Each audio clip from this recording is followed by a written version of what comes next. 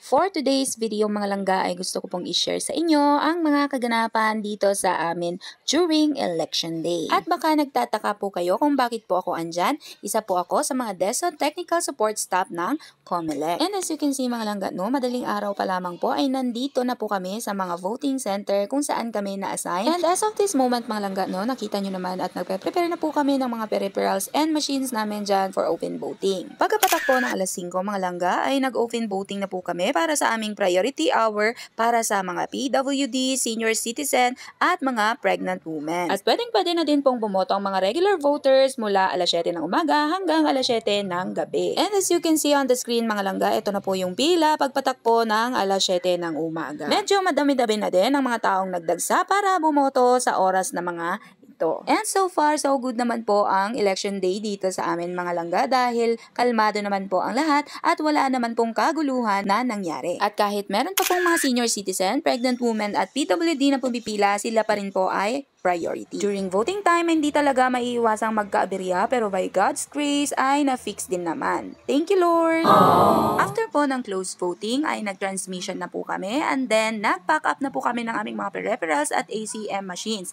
at siniled na po namin ang lahat ng dapat pong isil. At after po namin mag-sealing mga langga ay nag-antay na po kami sa mga personnel na magpipick up ng aming mga ballot box and ACM machines. And then dumiretso na rin po kami sa canvassing center kung saan po namin surrender lahat po ng ballot boxes at ACM machines sa RCG. At hanggang dito na lamang po ang ating video for today mga langga. Thank you so much for watching. Keep safe always, be blessed, enjoy life long, and God bless.